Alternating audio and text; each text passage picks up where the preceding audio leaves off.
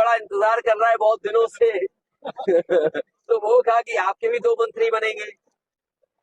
और जो पुराना दल था उससे भी कहा कि आपका रास्ता भेजेंगे, नहीं तो मंत्री बनाएंगे।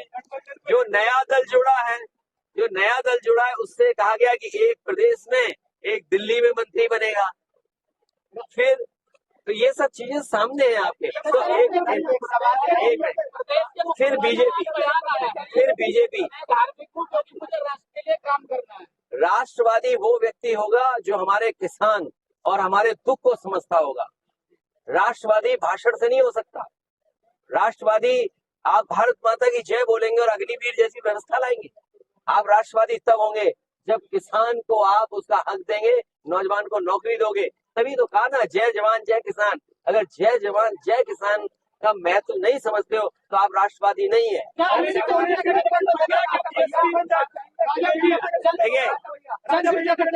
देखिए, जो आना चाहे स्वागत है सबका, क्योंकि बीजेपी ने सबको वादा किया मंत्री बनाने का। कांग्रेस से गठबंधन हो गया क्या? मायावती आजाद समाज पार्टी से गठबंधन होगा? देखिए, ये इंडिया गठबंधन की कई बैठक हो चुकी हैं और कई बैठकों में और कई मौकों पर आप जो सवाल पूछ रहे हो पूछे जा चुके हैं।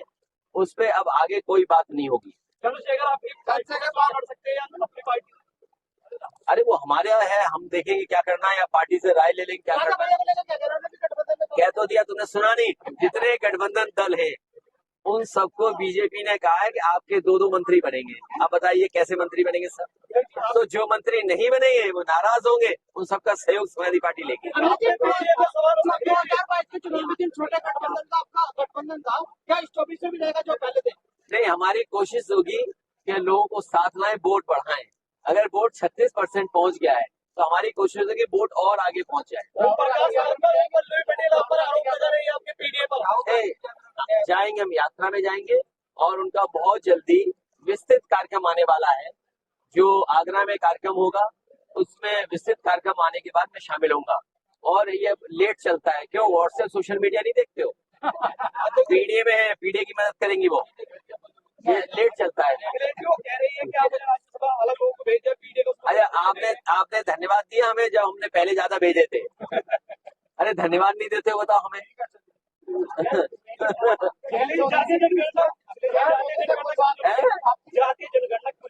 इसलिए जरूरी है कि आपको पता लगे कि कौन कितना समाज में है।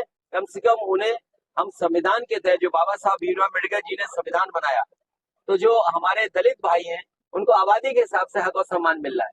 आदिवासी हैं, उन्हें भी हक और सम्मान आबादी के हिसाब से मिल रहा है। तो जब विशेष अधिकार की बात हो तो मैं समझता हूँ हर समाज के लोग चाहते हैं कि जाति जनगणना हो, जिससे उन्हें मौका मिल सके, बराबर का अधिकार मिल सके। अरे कोई वापस आएगा हम ले लेंगे।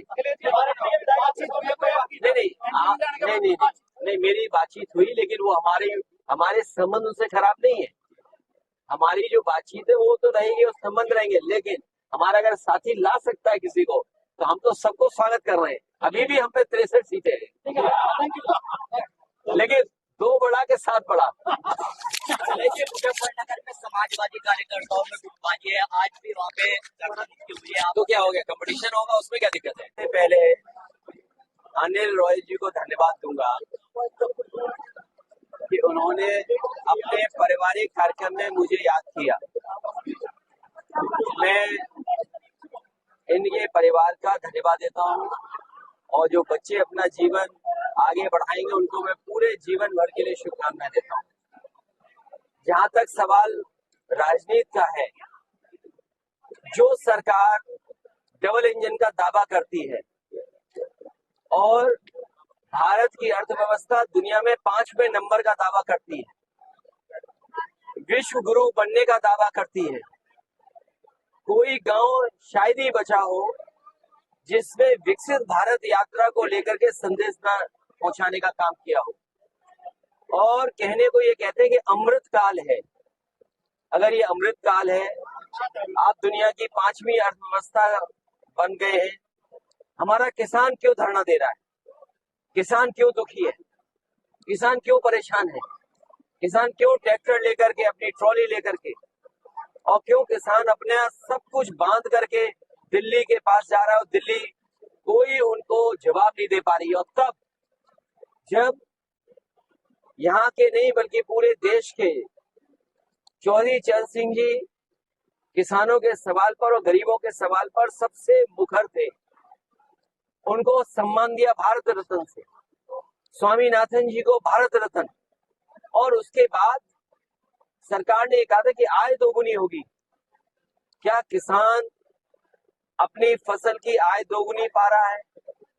और अगर फसल की कीमत भी नहीं मिल रही उसको, और इस महंगाई में, इन परिस्थितियों में सबसे ज्यादा किसान के ऊपर संकट है। जिस तरीके से मल्टीनेशनल कंपनियां या विदेश की कंपनियां दबाव बना रही हैं बीज को लेकर के, अनाज को खरीदने को लेकर के, अपने बाजार को कब्जा करने के चक्कर में, मैं उदाहरण दे सकता हूं, चीनी का क्षेत्र है, ये अलग सवाल है। किसान को गन्ने की क्या कीमत मिले आज की महंगाई में, सरकार को आगे आना चाहिए था। गेहूं किसके लिए खरीदवा रही है सरकार? पैकेज आटा किस पर पहुंच रहा है? उसमें मुनाफा कितना कमा रहे हैं? रिफाइंड तेल जिसके बिना खाना नहीं बन सकता गरीब का, घी, रिफाइंड, सरसों का तेल, इसका बाजार किसके हाथ में जा रहा है? तो सवाल बाजार का है और बाजार के ऊपर किसान को छोड़ रहे हैं। एमएसपी सरकार दे, एमएसपी की लड़ाई किसानों की पक्ष की लड़ाई है।